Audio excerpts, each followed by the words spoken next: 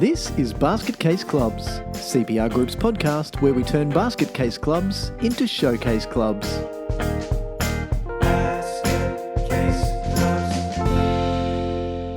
Hello everyone and welcome back to Basket Case Clubs. My name's Michael Connolly and it is my pleasure to be your host on this journey through AGM basket casey goodness. Joining me as usual and continuing our AGM mini-series is Steve Connolly. G'day, Steve. Hello, it's my pleasure to be hosted. It's my pleasure to be hosted. Oh, I can be the hosty with the mosty. Yay! Oh, I'm enjoying this discussion about AGMs and... How could you not? AGMs. Yes, the gift that keeps on giving for people who go to more than one a year. We've had some really good questions come in since the previous episode, which is great. So keep those coming through our various channels. And as always, there's, as I think we touched on in the last episode, typically speaking, a lot of questions that we've been asked in the past that we continue to be asked. So if you're floundering and you've got some concern about your upcoming AGM, just get in touch. We're always happy to help out. Yep, absolutely. And so, in talking about if you're getting stuff out of this, kicking us a review, we haven't discussed this, Steve, but what about if we give away some swag? Yeah. What about if we do a draw? So for all of those people who give us a review, what's the date today? It's still end of September 2023. So if you give us a review, let's say, I don't know, we'll leave that to Jess. Over the next period of something, give us a review and we'll be doing a draw and you'll be able to get some kick-ass swag. It is actually kick-ass swag. My Basket Case Club's coffee mug is my favourite mug, so much so that we ordered a bunch of them for the office and we all fight over them in our CPR group office at work. Of course we would. How could you not want a mug with your mug and my mug on it? Our mugs, yes. Sorry, I beat you to it. I've been a dad for longer than you, so I get first dibs on the crappy dad joke. So, okay. Back to AGM. So let's do a quick recap of where we're up to. We've set the date and time, so we know where we're going to. And the reason that we've set our date and our time is because we've got our financials back. The auditor has, or our reviewer has got them back to us, and we know that we've got them because that's a must-do. We've put the call out for nominations and we've been really transparent about what the jobs will entail. So we might have even sent around position descriptions and an estimation of the time required, but most importantly, the boundaries of each of the roles. We've set a venue. We've made sure that that venue has enough space to accommodate everyone. We might have even organised some nibbles to make people comfortable when they arrive. And we've done the formal notice of meeting. So we know that the notice period, whatever it is, 14 days or 21 days, we've smashed it in. We've sent it out 3, 4, 5, 6 weeks in advance because we know. And there's no point keeping things secret because everyone's calendars fill up. And so we've given them plenty of time to get ready for our AGM, which is going to be a fun celebration of the year that has been and looking with optimism to the year that's coming. Did you like that? I should have written that. I do, and a positive, or something. happy opportunity for members to engage with one another. All unicorns and rainbows. La, la, la, la, la, la, la. So let's get into one of the, we talk about these funny things. So one of the funny things that happens at AGMs is, let's say you do have some nibbles and people just mingle around because they're all friends. They all know each other. They're having a chat. Hey, how you doing? And you see it. And then somebody, typically the chair, will call the meeting to order. And it's at that point that everyone goes, what do we do? I'm the committee. Do I sit there? Do I sit over here by the window? I'm not standing again. Do I go and sit at the back of the room and keep my hands down? What do I do? And everyone's uncomfortable. It's so many times. So we're trying to ease you through that. We're trying to make the AGM actually an enjoyable experience. And you know what makes things enjoyable is preparation. Because if you're prepared, you're confident that you're going to get it right. And if you're confident, you can go into these sorts of things with comfort. Okay, you might find some curly questions. You might feel a bit blindsided every now and again, but at least you're confident to be able to deal with whatever it is that you're experiencing in those cases. Yep. So another thing that is one of those other things that makes people kind of a little bit itchy under the collar. Is that a term? Itchy under the collar? Hot under the collar? Itchy feet? Okay, so that gives people hot under the feet bits. So many analogies, so little time. Is proxies. So the thing is, do we have proxies? Do we not have proxies? So I might throw to you for your experience on this, Steve, because I'm interested because, again, we haven't talked about this recently, so I'm interested in what you think are the funny things about proxies and how to deal with them, and to see if it aligns with mine. It's often a very hot topic of conversation during the constitution review process. A And hot under the feet topic of I see, knew you were I'm going to take us back. I knew it. Typically, you'll have people who are pretty diametrically opposed in their views, and often that comes from their own personal experiences. And some people have seen proxies used to great effect, where and there are very reasonable arguments for and against the inclusion of proxies in a constitution, and therefore the allowance of them for general meetings. You cannot, for clarity, you cannot use proxies for board or committee meetings. Someone who's elected or appointed to a board or management committee needs to be the person who acts in that capacity. They can't send a proxy along on their behalf. But for general meetings, can they send a proxy vote with another board member? In most cases, no. So the reason that I like, here we go. Here's my spanner in the works for you. The reason that I ask is sometimes, or the hand grenade, is that sometimes it could be written into the Constitution. Sometimes it could be written into the Constitution, and that is absolutely the exception. And if it is, then that applies to your organisation. But if your Constitution is silent on it, don't do it. Yeah, absolutely, that's right. Yeah. So, yeah, you need a quorum. So get a quorum for your committee meetings. Anyway, this is not about committee meetings. So back to your discussion about the proxies at the general meetings and AGM. So at general meetings, a constitution will specify whether proxies are allowed to be used or not. Now, like I say, you'll have some people who are supportive because they've seen them exercised in a way that allows people who have a genuine reason for not being able to make it along to a general meeting. And, most organisations have the most common general meeting is the annual general meeting, because everyone's got to have one at least once a year. And proxies do provide a vehicle through which people who can't make it along can still send someone in their stead who can have a say on their behalf. Now, it's important to note that there are two types of proxies, discretionary and non-discretionary. Discretionary means I'm going to send Michael on my behalf and he can exercise his discretion to vote as he sees fit. Non-discretionary. So what you're saying is you trust me, Steve? Of course, implicitly. And non-discretionary says, I don't trust you. I've just walked right into that one. Yeah. Thank you. So I'm going to send you to the meeting, but I want you to vote on these questions in these ways. And I want you to vote for that person for this position and so on. Now, the counter argument is proxies can be misused, and they can be used to, the colloquial term is stacking, meeting stacking. I can go and collect not only your proxy, but I can, potentially, depending on the provisions of a constitution, go and canvass as many members of the organisation as I wish and ask if they're going to be attending the AGM. And if not, would they like to assign their proxy to me so that they can still have a say? Or even more nefariously, oh, look, don't worry about coming. Just here's the proxy form. Just sign that and I'll look after it for you. Aren't I your saviour? And then they turn up with 30 or 40 proxies in hand and potentially hold more votes than every other person combined in the room. So it does pay to give this question pretty reasonable consideration during the process of rewriting your constitution, if that's what you're doing, because this is something that, like I say, often forms a pretty key component of that constitution review discussion on projects that we're delivering with clubs. And we like to remain as impartial as we can. We like to talk and guide the discussion through the pros and the cons. And sometimes, like I say, there's really strong feelings and there's consensus straight away and we can just move on to the next discussion. But we do encourage that they give some consideration, because, often then the people who have the negative lens over proxies because of their experiences in having seen them misused in the past, they think very much in terms of that experience and the problems or people who might be involved today.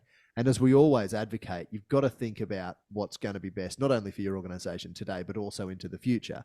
And in light of, what we were talking about in an earlier episode, the consideration of attendance via technology means that proxies have become a little less relevant now. So if I've got the opportunity to attend the meeting myself from the other side of the world via Zoom or some other meeting platform, maybe I don't need to send someone else to vote on my behalf. So that's a really important consideration as well. But look, if proxies are well used and the process is well managed, and you try and avoid a situation where the secretary gets a pile of proxies dumped in their lap prior just before the meeting starts, and then they therefore don't have an opportunity to confirm the bona fides of those proxy appointments. And instead, you've got a sufficient lead time for the secretary to do their background checking or to confirm that the proxies are appropriately appointed, and that the chairperson has an opportunity to prepare for that meeting and how it's going to be actually chaired or facilitated, with consideration given to the fact that there might be a need to manage a big number of proxies, then they can be fine. But you, like I say, as you can tell, I'm flipping and flopping and not really giving you a clear position, because I like to maintain impartiality on this point, because it's not my club. And like I say, people have their own views, and we just need to talk through those with an organisation and then come up with a tailored solution for them. So long as we're presenting both sides of the coin, then you make your call and off you go. You're fine. Yep. My take on it is everything above, but with the added thing that if we've got them, we've got them. If we don't got them, we don't got them. But having them or not having them affects both the yes vote and the no vote, or your vote and my vote, in exactly the same way. So you want to go do your politicking and get your 36 votes? Yep. Politic your butt off and go and get your 36 votes. If I don't bother because I believe that I'll have the support of the room, well, I had the same chance. Can't complain after the fact. Can't complain after the fact, yeah. So the rules are set. Everyone knows the rules. It's a level playing field. Off you go. So then there's a few fairly mechanical steps that we can talk through. So we've put the call out for nominations. We've given the clear indication of what the roles will entail. And now we actually have to receive those nominations. So there'll be a cutoff date for receiving nominations. The unfortunate thing here is if your constitution specifies that there's a cutoff date, If you receive them after that, then they're not there. You didn't receive them. So they're not valid nominations. And this is one of those points that sometimes we get the question, can we allow this? Is there a workaround here? Yeah, Yeah, the Constitution will be clear. Constitution says no. Yep. So yeah, if it's what it says is what it says. So if you don't receive nominations and your Constitution allows for nominations from the floor, that's a different matter. But then you can say, okay, it was late, so it's not a received nomination, but you'll be able to raise it from the floor. From the floor. Isn't it interesting how much furniture and house parts are involved in meetings? Yeah. Address the chair, table a motion, sit on a board, sit on a panel, take the floor. Interesting, hey? It is. I'm sure that there's an episode in that. In fact, we may have even done an episode earlier in COVID when we were yearning for in-person meetings. Of course, I just say, make sure you don't move a motion on the floor or lay your motion on the table. Anyway, you were going to say, Steve? Oh, no, I was just going to keep moving, and I see what you did there. The next step is one that is often missed as well. Once you've got those nominations in, typically speaking, a constitution will require that you let the members know who has been nominated before the meeting. Yeah. So, it might be that you've got to get your nominations in no later than 14 days before the meeting, and then no later than 7 days before the meeting, you've got to let everyone know who's been nominated for which positions. Yep. And that way people know if they're interested in voting that they can either come along and vote, or if you've got proxies, send their proxies in with someone. Yep. So then it's time to set the actual agenda. Now, this is one of those steps that may actually have happened early, because the AGM should be a fairly, as I said, a ceremonial type meeting where it's a celebration of the year that's been and looking with optimism to the year that's coming. So the agenda can be pretty set from year to year, and it's only if you've got special things that you're considering, so a special resolution that takes a vote of all members, that might be different. But other than that, the order of the business to be transacted and the order of business may even be spelled out in the Constitution. So creating an agenda for the AGM is not typically as complex as creating an agenda for a committee or board meeting, because for a committee or board meeting, there's specific pieces of business that are topical, environmental, time bound. That there's stuff that can change from month to month or quarter to quarter. But the AGM, you got to do the financial stuff. You got to do the elections. You might have some life members you're going to appoint, or some other ceremonial things like that, a celebration of Volunteer of the Year award. But that might be at your presentation day or your gala awards night. So it's typically not a heap of stuff that you've got to do. So while the setting the agenda can happen now, it can happen within the few days leading up to the meeting. It's actually a good idea if you do it around the same time as you do the notice, and you can even just include the whole agenda on the notice of meeting anyway. So that's pretty straightforward. Yeah, and send it out, as you said in a previous episode, with the financials. Give people sufficient opportunity to actually read, review, understand those financial statements. If, depending on the size and nature of your organization, you might also send out your board reports or president and treasurer's reports, for instance, prior to the meeting, which means they can be tabled as read, and maybe you save a bit of time during the meeting. Yep. I still, yes, they can. I still like the idea of particularly the chair or the president doing a bit of a thank you, here's our celebration, really focusing on the positives. And there's always shit going down in clubs. So you don't need to, if you can avoid being negative at your AGM, please do so, because it should be a celebration. And you'll get drawn if you get drawn. But the other thing about sending the stuff around early, Steve, is that if members have questions before the meeting, encourage them to be asked before the meeting, because then we can answer those questions, but we can also take those questions on notice and prepare good responses and full answers, and then present them to every member at the AGM. So, and this is another benefit of sending everything out, including the agenda, well in advance, so that you can get those questions, collate them, respond ideally personally, because there's a relationship building opportunity there, but also then in the meeting with a really well-considered response.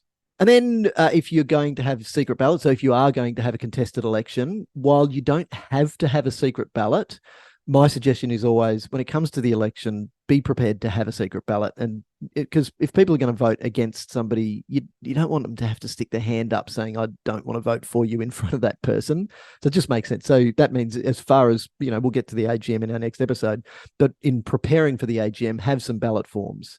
That can be as simple as, it can be a blank form, so long as, you might have it so that there's an initial on it or something, so the people just haven't brought along their own bits of paper and scribbled and rigged the election.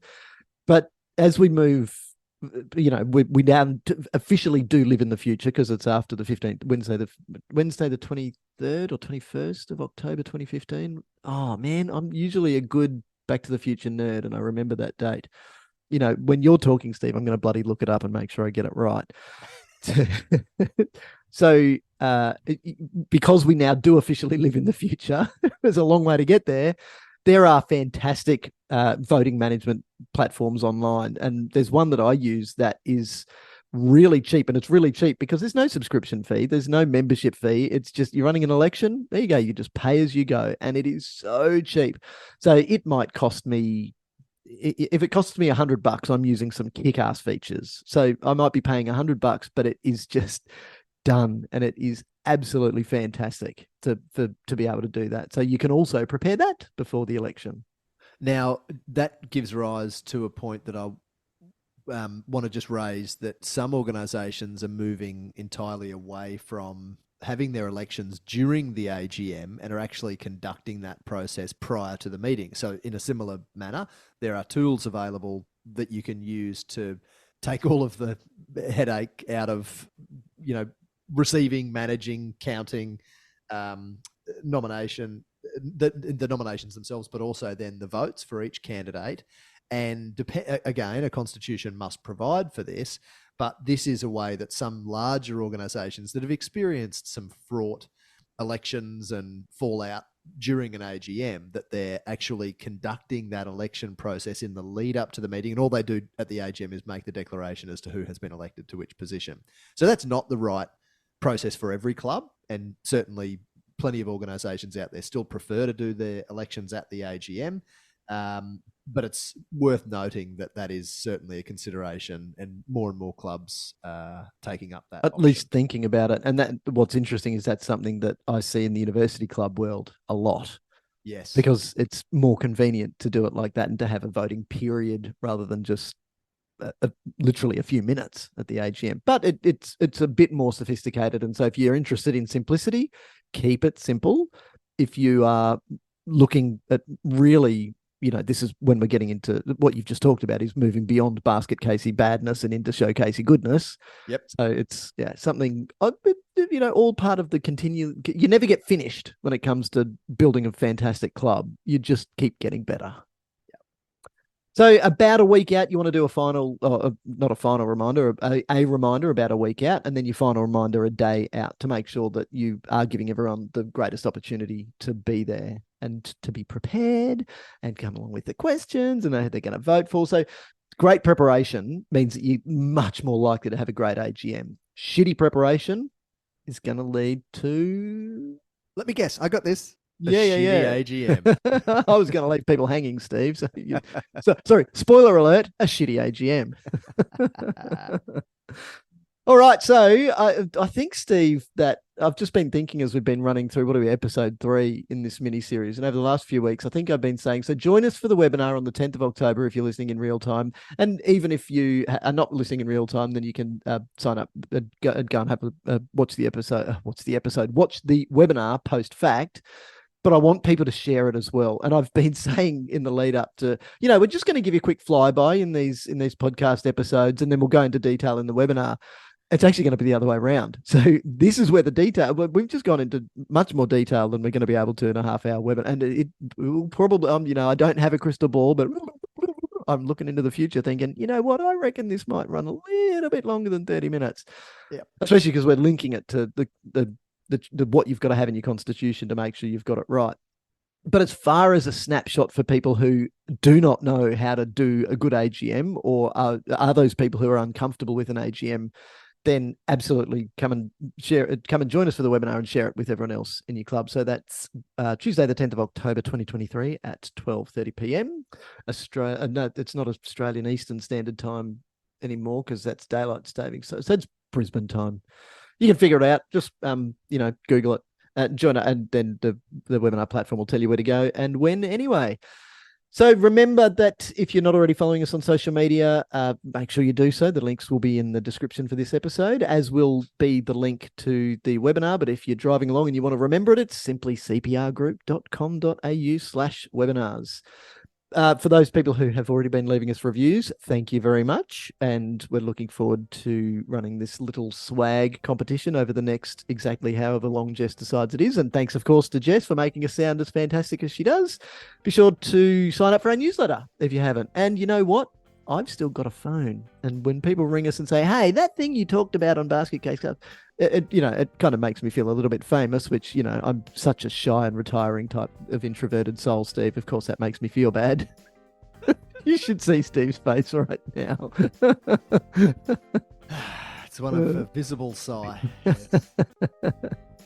Steve, as usual, it has been wonderful speaking with you. And I look forward to wrapping up our AGM mini-series next time. The pleasure has been all mine. Look forward to it.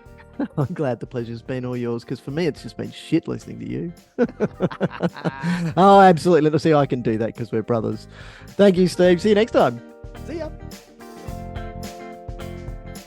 Basket Case Clubs acknowledges the traditional custodians of the country on which we record, being Yugambeh, Turrbal, Jagera and Kabi Kabi land. We recognise their enduring connection to land, waters and culture, and pay our respects to elders past, present and emerging, and extend that respect to First Nations listeners.